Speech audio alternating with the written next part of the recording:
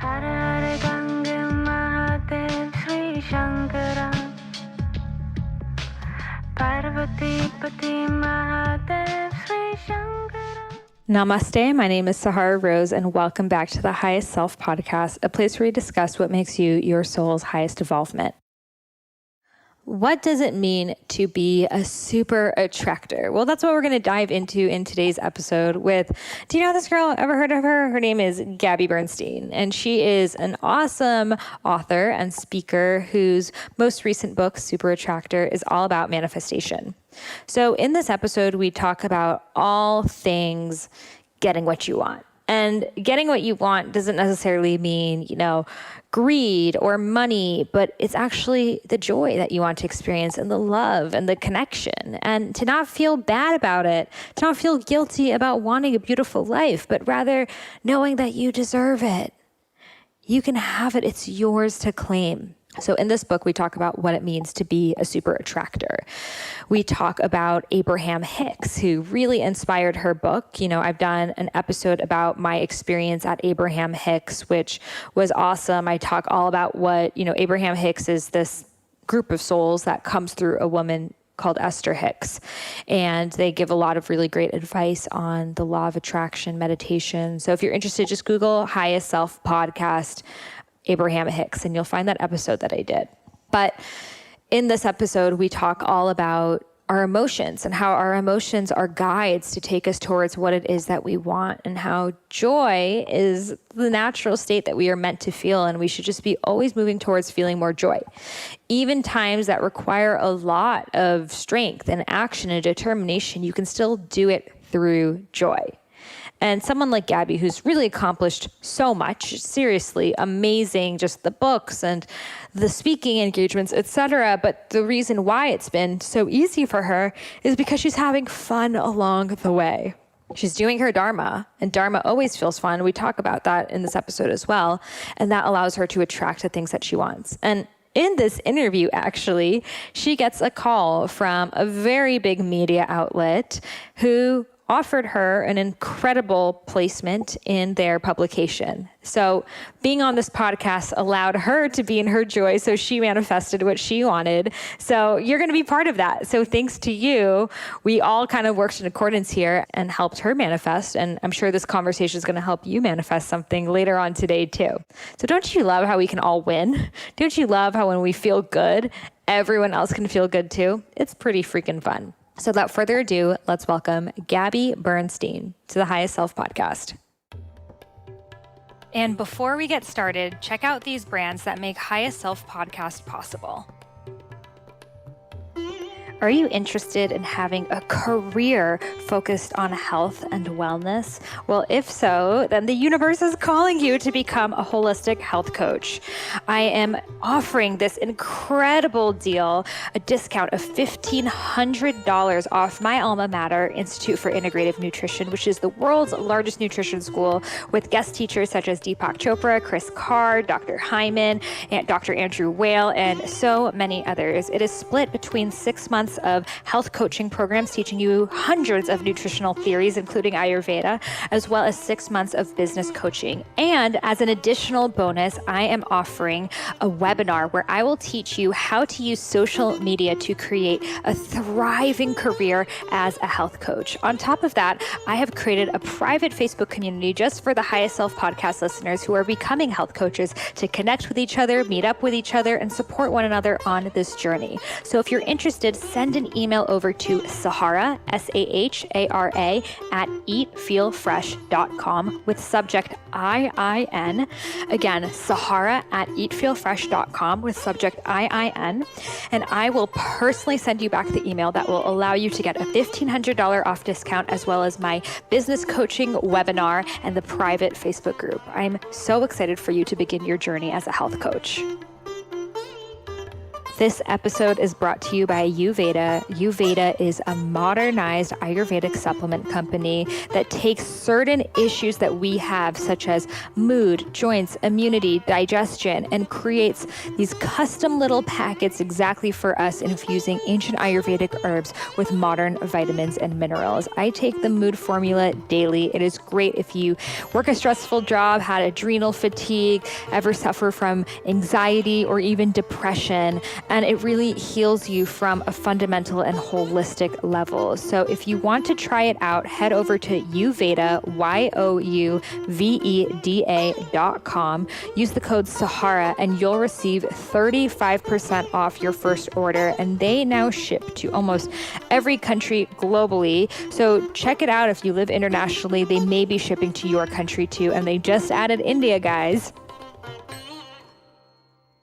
Welcome, Gabby, to the Highest Self podcast. It's so great to have you here. It's great to be here. I'm so glad to finally meet you. The first question I'd love to ask you is, what makes you your highest self? What makes me my highest self is when I'm authentic. Because if I am keeping it real, then I am in my highest truth and I feel free. I love that. Simple, but hits the nail on the head. So you've definitely stepped into a whole other level of authenticity with this new book, Super Attractor, which I've so enjoyed reading because I feel like you've kind of been that gateway drug to so many people into the spiritual world that, you know, you've opened up like, there's a universe and it supports you and these are the ways. And now you're saying, okay, I'm going to take this to a whole other level and tell you about spirit guides and guardian angels and these, you know, unseen beings. So can you share with us kind of your own process and journey that sparked this book? I used to say that I wrote my books for my readers, but I've come to realize I write my books for myself. So I write them for myself first, and then of course for my reader. And I think that if I need it, then it will resonate, right? I think that whatever I'm going through, my readers typically going through in their own ways. So I know that I'm answering a problem for them and solving it for them in a way and giving them the guidance to solve it for themselves. So this book I wrote at a time where I was pregnant while I was writing this book. I had just come off of launching my earlier book, Judgment Detox, and I was ready to write a book. And Judgment Detox is my most important book, I think, because it's the deepest one and it's the one that makes you go to the places that you have to be brave enough to go to. But it's not the one that everybody wanted to do all the work because it's a harder book, right? Yeah. So coming out of that launch was like me having done all that work and having done a lot of unearthing and discovery and personal growth. So at this point I was like, I want a break. Like, let's have some fun. Let me write about something that's going to be really, really fun to write about. And even in the first chapter, I write about how I'm so excited to be writing this book right now.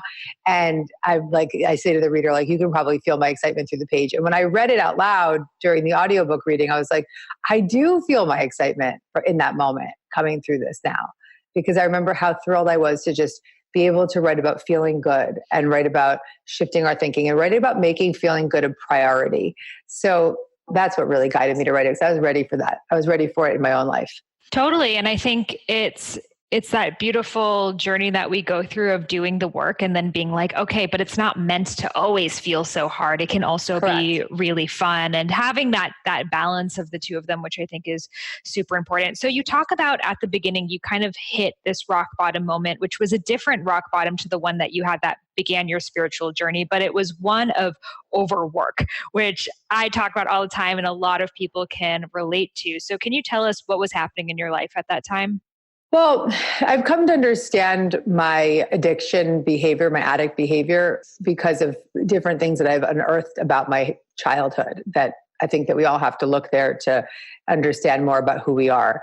So having done the deep, heavy lifting around facing childhood trauma, I have come to understand why I was a drug addict and alcoholic, why I was a workaholic, why I had stomach issues and panic attacks. And I have a lot of compassion and love and forgiveness for myself for all the tough stuff I've been through, because I know the root cause of it. And so I wrote about some of that in this book, where I shared about how here I was again hitting bottom, but it wasn't just with workaholism, it was with the need to be in control. Because when you've had trauma in your past, no matter what it is, one of the ways to feel safe is to try to stay in control.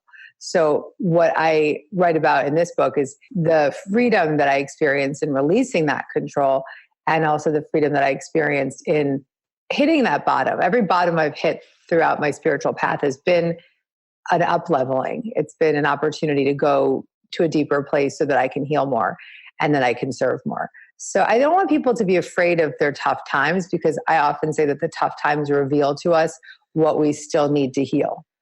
I love that. And I think a lot of people, where they get confused is, well, you've already gotten to where you are, Gabby, so maybe now you can have fun. But since I haven't gone there yet, shouldn't I work super hard until I get to that place that I can relax? Do you think you would have gotten to where you are had you had this, focus on fun the entire journey?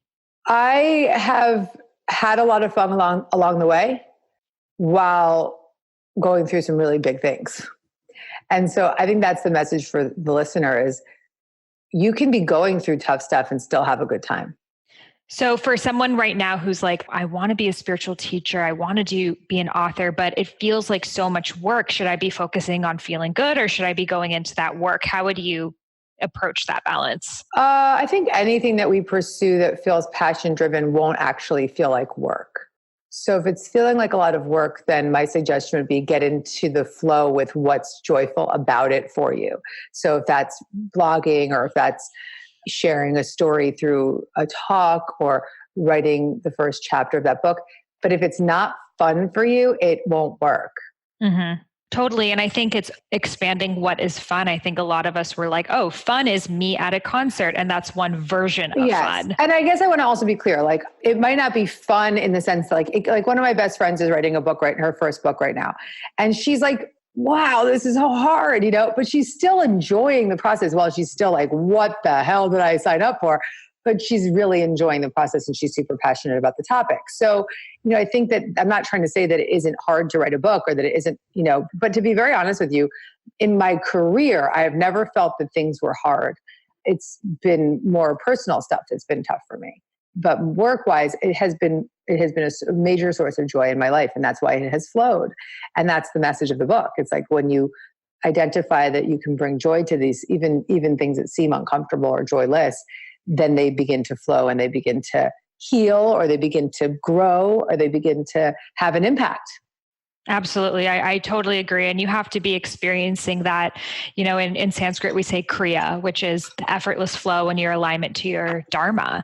So feeling that one door leading to the next, and the synchronicities, and the universe is propelling you in that direction in a way that you could have never done it alone. And that's how you're on that path. Yes. Beautifully said, Sahara. Very beautifully said. So I want to get into manifestation. Everyone has their own approach to it. What is your take on manifestation? Mine's simple. It's feel good and you will attract, period. It's like, and sometimes when we feel good, like right now I'm manifesting something. I have a vision of something that I wanted a media placement that I was hoping to attract into this book launch, because I know that it will get the book in the hands of different audience that maybe may not have found me yet. So I actually am just like totally relaxed about it. And I keep going back and forth with the reporter, the freelance reporter who's pitching it with me, or she's pitching it on my behalf because she's into the idea. And we're just having fun talking about it. And she called me today, and I was like, who is this calling me? I'm not waiting for her call. And I'm like, oh, hey, totally just not remembering that this is happening and letting it flow. And when we got a no from one section of this publication, she's like, oh, okay, but they suggested I go to this section. I'm like, yeah, we're being guided. Just say yes to what you're being told to do, And so that's how I manifest. I know that I'm truly manifesting when I don't care. I love that. And it's that level of wanting it without the attachment of it. And that's what I mean. It's not that I don't care about the desire. Of course, I want that thing in my life, but I let it go. Mm-hmm. And I think that's what's so difficult for people. Yes. You're manifesting, and as you become the manic manifester, that you're like, I want this, I want this, I want this. And then that energy is repelling it. So can you talk about what a manic manifester is? Yeah, it's the person that's trying to force it, right? It's the person who's like, I'm doing all the meditations, and they're not feeling free in those meditations because they're doing it to check it off the list. they're obsessing or controlling the manifestation. So your energy blocks it. And that manic energy is definitely a major block. Totally. So I want to talk about kind of changes you've made in your business now with this super attractor mindset. How has this actually looked like in your day-to-day business, your team? Here's an example. This is a good one. We were launching our masterclass, our Spirit Junkie masterclass, and we are on a CRM platform that's been failing us.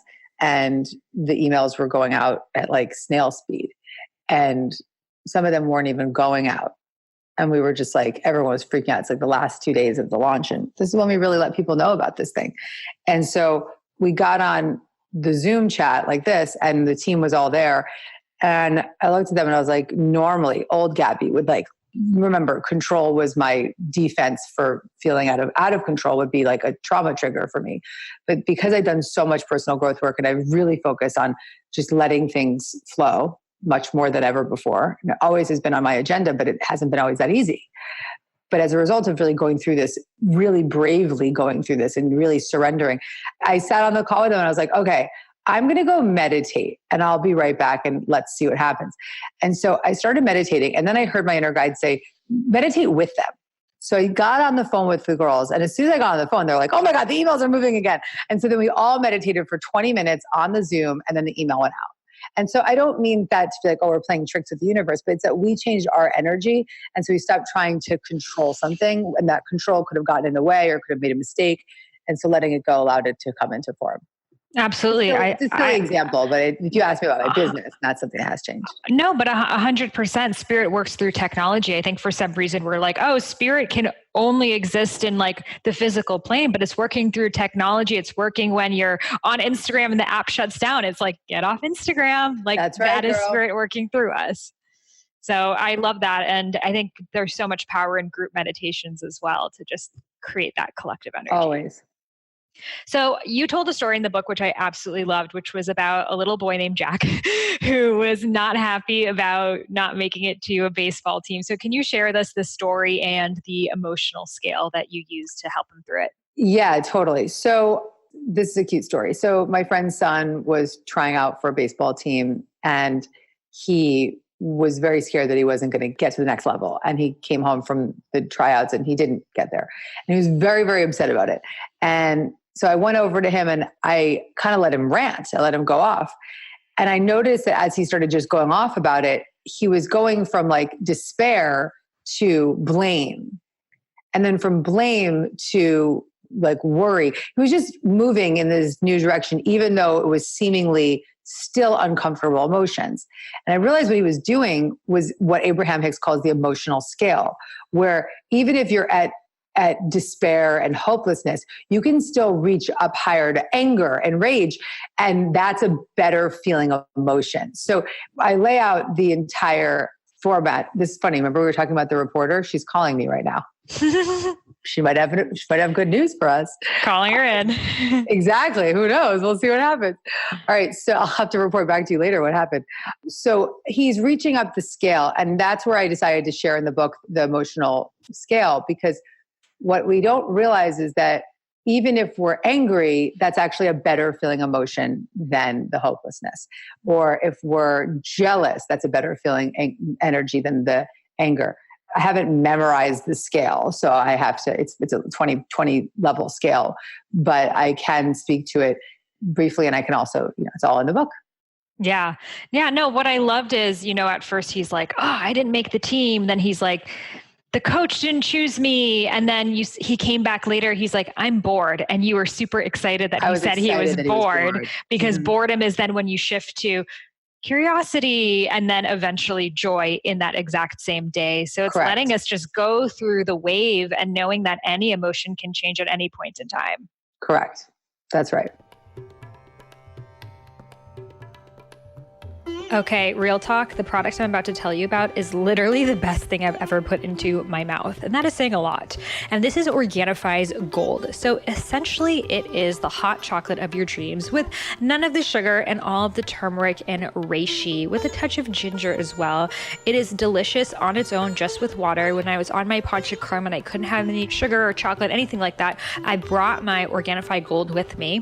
Panchakarma approved, and all I needed was hot water, and it was the perfect, just sweet, soothing, desserty taste that I so deeply crave after meals. And it makes me feel so calm, so restorative. It is my optimal nighttime tonic. And literally, I've gotten all my friends on it, and I'm pinching myself that they are my podcast sponsors, because even if they weren't, I would still be telling everyone about it. So head over to Organifi.com and use coupon code Sahara for 20% off. That is Organifi, ORGANIFI.com. Use coupon code Sahara for 20% off your gold. If you're listening to this podcast, I don't even need to tell you how good turmeric is for you, but I am going to tell you how you can take your turmeric game up a notch. So I've been drinking Vadam Tea's new turmeric line, and they have these 4 teas that I've been rotating on a daily basis, which I want to share with you. We're about to get a little Ayurvedic nerdy right now. So in the morning, I'll have the turmeric spice tea, which is really good for the digestive system, getting things stimulated, waking up the Agni. After lunch, I'll have the turmeric ginger tea, which is really good for digestion and enhances pitta, which is highest in the middle of the day. At night, I'll have the turmeric ashwagandha tea, which relieves stress, just gets my body ready to sleep. And then right before I sleep, I'll have the turmeric moringa tea, which acts as a natural laxative, because you gotta detoxify. So I love these 4 teas together, and they actually come in the new turmeric line that Vadam is offering. So head over to vadamteas.com, VAHDAM teas.com, and use coupon code Sahara for 20% off. Again, that's vadamteas.com with coupon code Sahara for 20% off.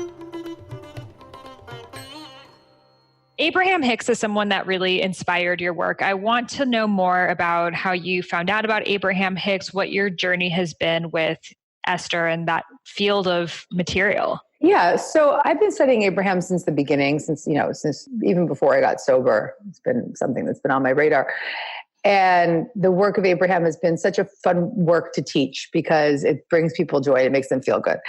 I believe wholeheartedly in Abraham's work, but I have some differing beliefs. And some of what I feel differs most is that I do believe that we have to face some of our darker moments to really allow them to be healed. But like I said, we don't have to, and maybe I don't think Abraham's saying don't do therapy and don't do work, but when it comes to trauma and when it comes to addiction, the power of positive thinking is extremely helpful to create a better momentum. But I believe that you have to remain very devoted to the healing path. And so there's a difference between so this is where Abraham and I would agree, going through the healing path with a positive attitude will help you continue to focus on your wellness rather than your illness. But I think there is sort of a level of focusing on our illness that is necessary to get through to the next level. So that's where there might be a little bit of a wishy-washy kind of comparison. And I only say that because I do think that when we become brave enough to wonder what's underneath our problems and our blocks, that's when real big things can start to shift.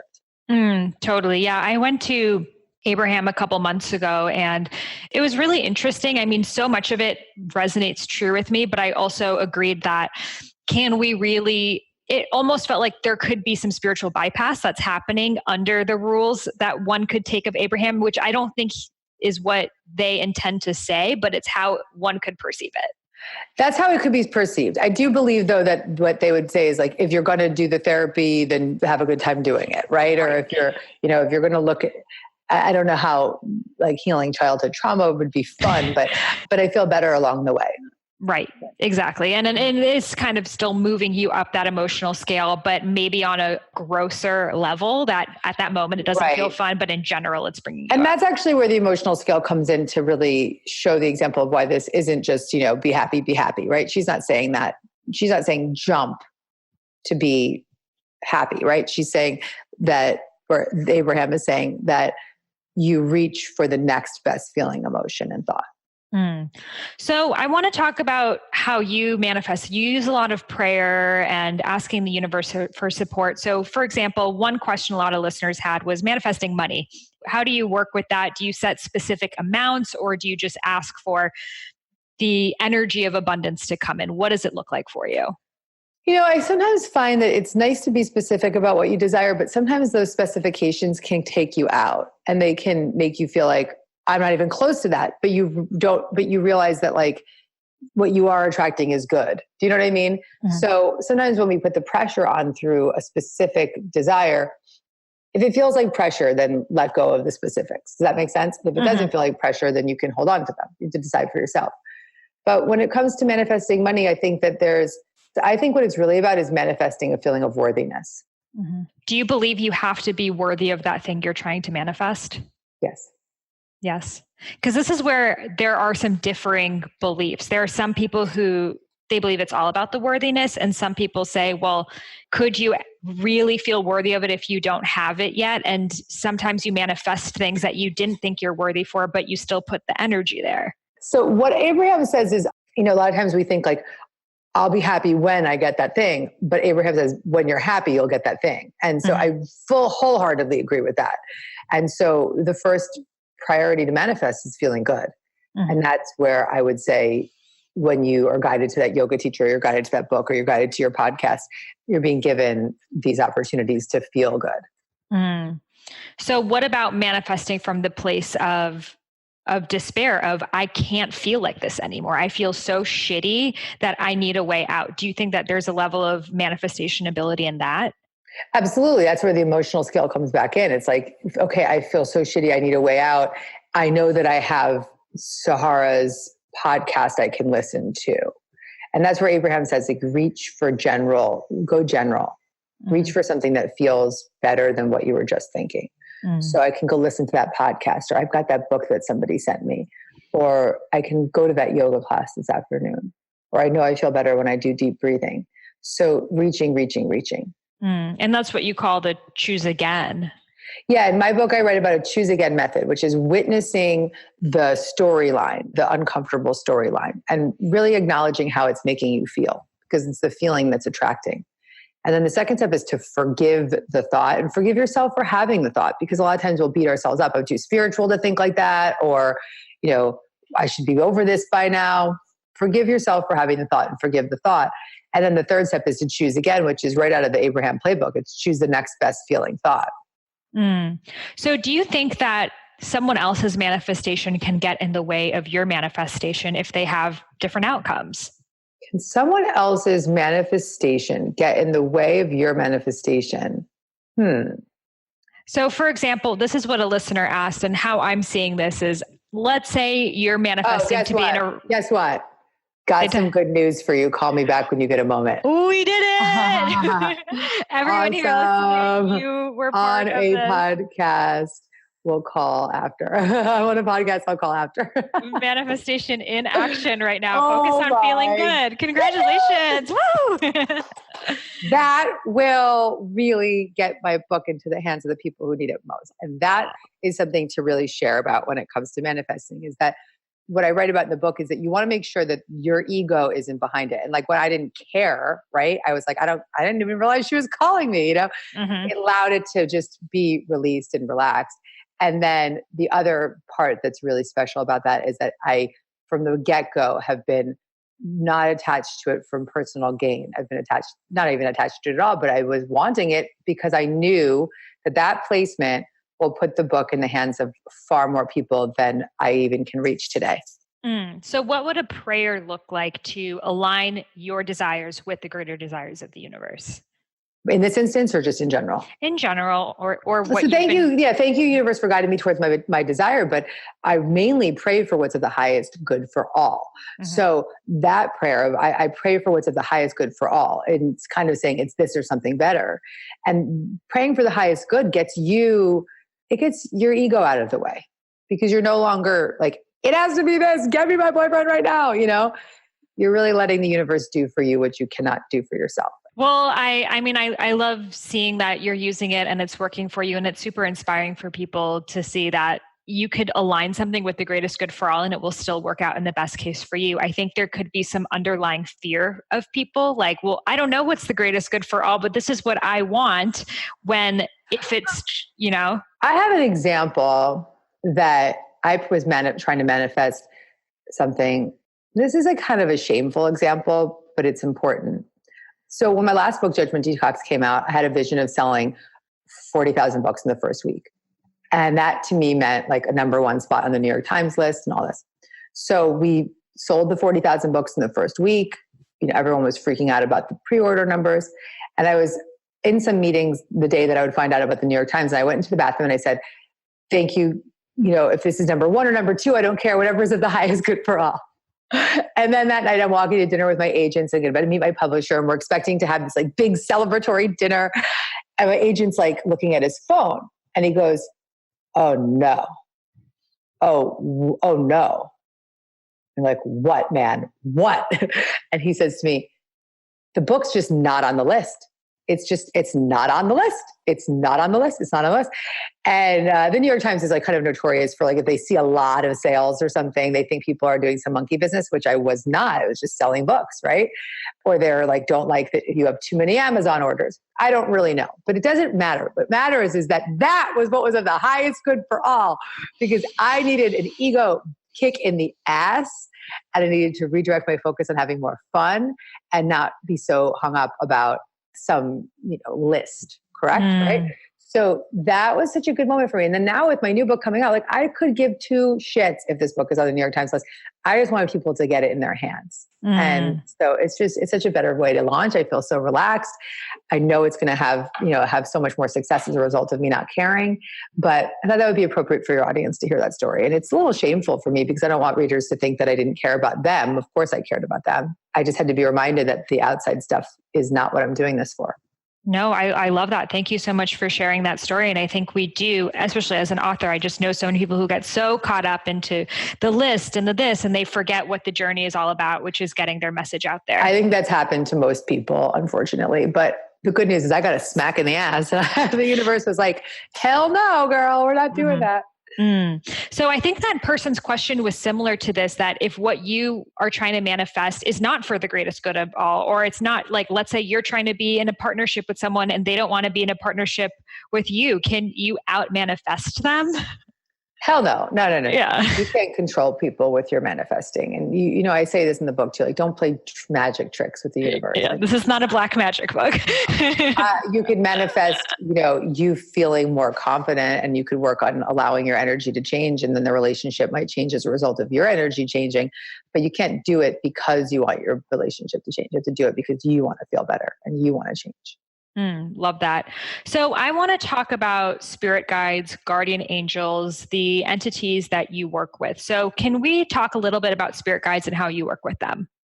So I have always believed deeply that we have guides and angels that are working on our behalf, that are there as a bridge to bridge our thoughts from the fear-based, earthly, worldly experience we're having, and be the bridge to guide our thoughts back to God or love or our higher self or whatever you believe in.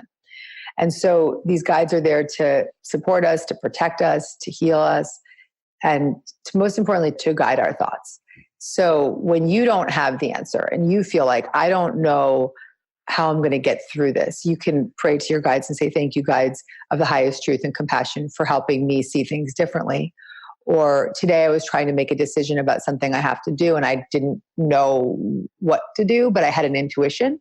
But I didn't want to make that call without asking for support. And so I said, guides, show me an owl, which is what I write about in my book, Universe.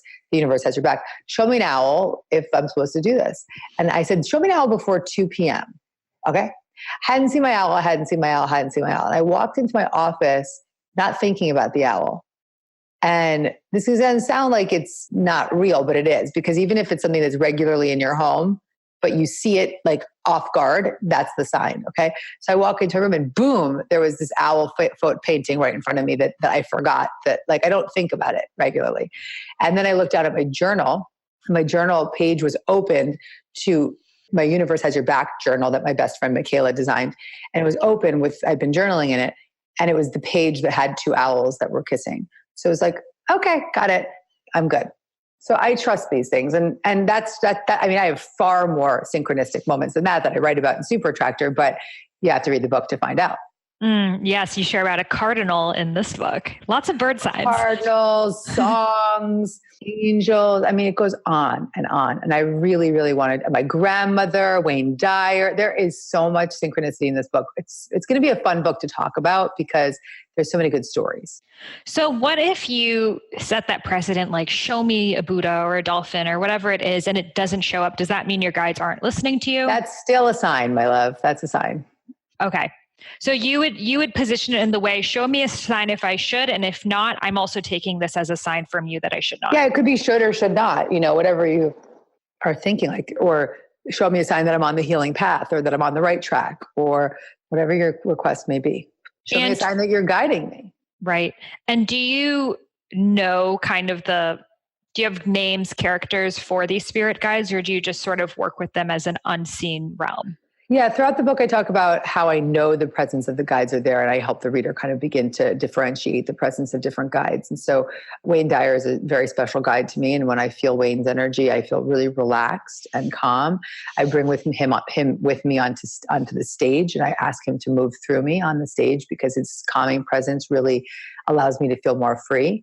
I feel the presence of an Archangel Michael, who is the protector. When he's in this space, I feel like the room is expanding and the space is getting very large, and I see blue lights, and I often see lots of sparks of light. I write about something very cool called light episodes in the book. That's a message from A Course in Miracles. I'm not going to give it all away though, Sahara. I'm not going to give it all away. No, I love it. And I love how you break down the different archangels that people can work with, because I think a lot of us have heard of Michael, but there were some that were related to animals and all sorts of other realms. And I think with the spirit guides, a lot of us, we feel like, oh, well, I didn't hear a voice talk to me. So are you hearing this in your own voice, or are you hearing other voices? I hear it both ways. I hear it as mainly as an intuition, a strong intuition, a feeling, a gut knowing. Okay, I've got to go there. Or I hear it when I hear things in my meditation. It's kind of like, when you're reading a book and you can hear the author's voice, even though they're not speaking to you, you're reading the book. It's like that kind of feeling of hearing someone else's voice. I hear things through writing. So I'll journal and my hand will start to scribe things that I didn't even think of. And then I've had experience in my life where I've heard a voice, but not that often. Totally. I think a lot of us because we're so used to human contact, we expect this person to show up in the chair and talk to us as if a human would. And it's so much more subtle. Happen, though. That could happen. It could. And I think different people are, have different clairs, like clairaudient, clairvoyant. The one that I resonate most with is claircognizant, that it's sort of just this knowing without the actual image and voice. That's how I experience spirit mostly. Yeah. So for people out there who are, they know they want to do something more in life, maybe it's write a book or something, they can't pinpoint what it is. What advice would you have for them? How can they use the laws of being a spirit super attractor and all of the other tools that you offer? If you don't know what you're being called to do, my advice is to do more of what brings you joy. Because when you do things that bring you joy, they will reveal to you what you're meant to be doing in the world and what you're meant to be creating. So, I've been leading spiritual motivational talks since I was 14 years old. I was the president of the Jewish youth group, and I would lead teenagers on weekend retreats to talk about Judaism and spirituality. And so, I did my effortless actions revealed to me what my career path was going to be. And so I would recommend, what are the things that you do by choice? What is it that brings you joy? What is it that you would do even if no one paid you? If no one paid me to do this, I would write books for the rest of my life. I would give talks all over the world. Many of the talks I do give on my book tour, I don't make money on those talks. I just want to be out and talk to people, right? I want to get the message out to the world. Exactly. Going back. What's working. Yeah. Exactly. It's all inside of you. It's just remembering it again and not having the judgment towards it. Well, if you have one piece of advice for your 20-year-old self, what would it be? It would be stick around for the miracles. I love that. Well, thank you so much for sharing all of your wisdom with us. Where can people connect with you and order Super Attractor? Just go to gabbybernstein.com or go to gabbybernstein.com/Super Attractor book. You can join me on my book tour. I'm going to be all over the country. There's also pre-order, when you order the book, you get a manifesting workshop with me, like a video replay from this live manifesting jumpstart workshop. And it was by far the best talk I've ever given. And it was so much fun and so much joy that if you just buy the book just to get that alone, it's worth it. But the book will bring you even more joy. So read the book. But that's at gabbybernstein.com/super attractor book. Well, I've loved reading it. I've had it on my bedside table. So when I wake up in the morning, I just kind of open up a page because they're all so inspiring. It's just a feel-good book. Nice. You're awesome. You're a lovely interviewer. Thank you so much. Thank you for being here. I hope you're feeling good after hearing that episode and attracting all it is that you wish for. So get Gabby Bernstein's new book, Super Attractor, to learn more about her manifestation methods. And if you loved this episode, I would love if you could leave me a review in the iTunes store. And as a free gift, I will share with you the first half of my unreleased book, Eat Right for Your Mind Body Type. Simply email a screenshot of your review over to Sahara@eatfeelfresh.com. Again, Sahara, Sahara, at eatfeelfresh.com. And I will send you over the first half of my unreleased book, Eat Right for Your Mind Body Type. Thank you and namaste.